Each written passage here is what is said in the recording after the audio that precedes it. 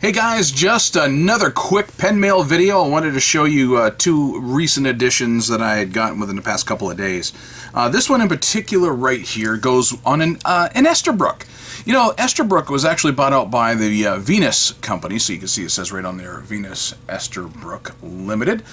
This is an extra firm nib. Sometimes it was called a manifold nib, and it was supposed to be designed so that you could use it on stuff like carbon paper, if those of you who are old enough to remember that, maybe 3-part carbonless, for those who are a little newer in life in general. But this is just nothing more than a nib that, you know, those little modular nibs that I've shown you and I kind of like, that Esterbrook tends to use.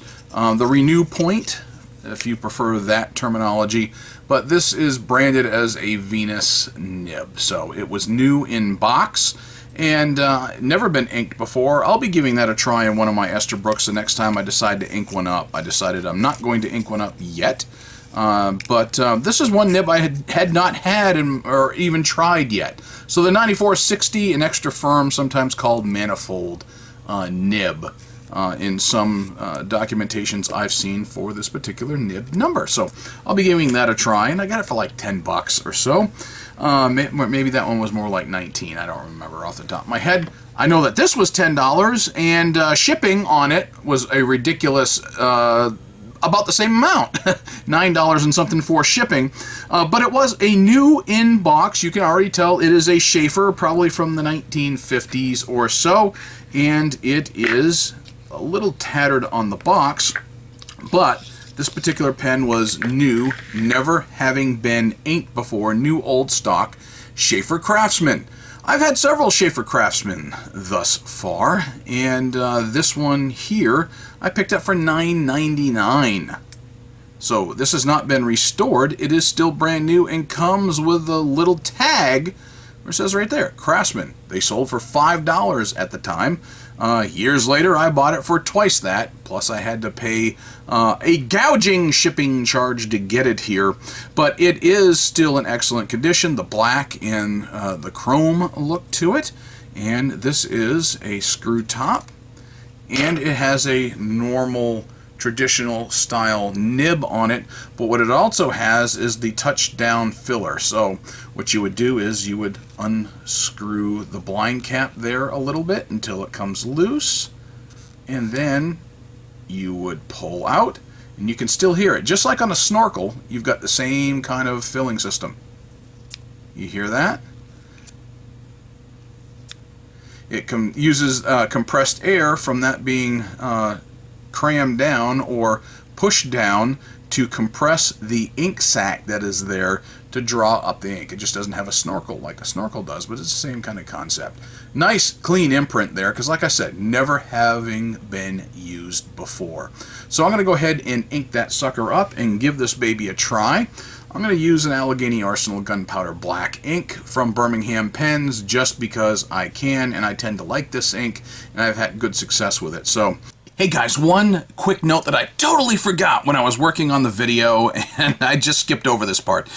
This particular pen, the Craftsman that I've got, in order to date it, it's going to be between 1953 and 1963 or so, thereabouts. And the reason I know that is because it actually has a tip dip nib. Now, if you remember talking about the Esterbrook at the beginning of the video, well, Sheaffer kind of did the same thing back in the 50s, where they came up with the tip dip nib, which is indeed a removable nib, just like that, where you can swap it out and put in a different style nib if you mess it up. It was really relatively easy to get a new one. I've done that several times on 2 different cadet models that I've got that had a really messed up tine that I got when I bought it used. I was able to just order a replacement nib for that. So this actually has a tip dip removable nib on it, and like I said, that kind of dates it from somewhere between 1953 and 1963, if that gives you a better clue.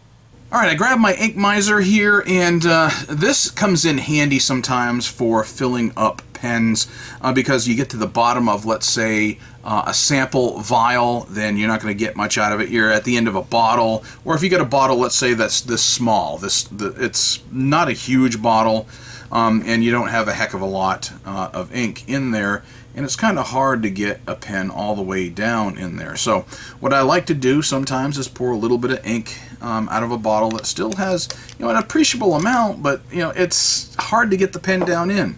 So I will use my ink miser. What I'm going to do then also though is put a paper towel here, and I showed you how that already expresses air down on a sack. And let's go ahead and try filling it with a touchdown filling system for those of you who have never seen it before. You want to get the nib down inside the ink just like you normally would, and like on any lever filler or even a cartridge converter style pen. Did you see that? Did you see the ink get sucked up? Let me do it for you one more time. Pull back. This is new old stock, so I expected it to be plenty pliable, and it sure as heck is. So let's go ahead and dip that down in. Keep an eye on that ink if you can see it. I don't have a really great angle on it, but... And you can see where it squeezed ink out, and it should have sucked ink right back up in. So that was a decent amount of ink, I think, for a nice little fill that way. So I'm going to clean off the end here. I am going to close the blind cap. I'm going to set aside this ink vial. Eventually I will go ahead and pour that back into the bottle so I don't spill it everywhere, but for my purposes right here I am not going to do it at the moment. So I'm just going to set this cap aside, keep it set aside, and I can still use this nice little pen in hand. So you are seeing it just as I am, and you're going to experience the writing with it just as I am for the very first time.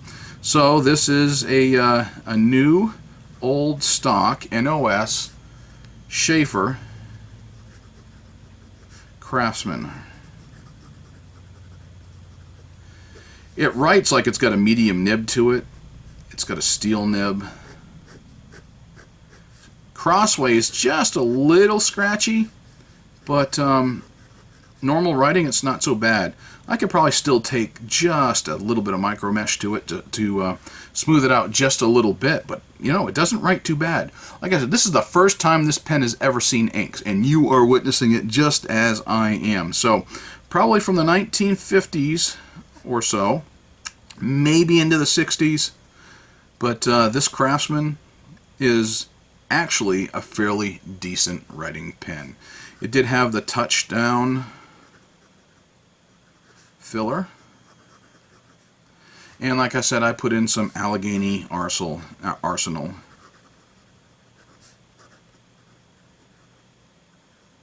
gunpowder, black ink from Birmingham Pens. And I just wish they would stock it more often, because every time I go back to their website and I order from them, and I have just recently placed orders with them, and they don't have that ink in stock, doggone it. So anyway, there you go. A nice little Sheaffer Craftsman. It was new old stock. Not anymore. I ruined it. But, it is a nice little pen, and I'm going to be carrying this as my pen of the day for the next day or two. Alrighty, well that's pen mail for today. Thank you for watching. Appreciate y'all. Bye.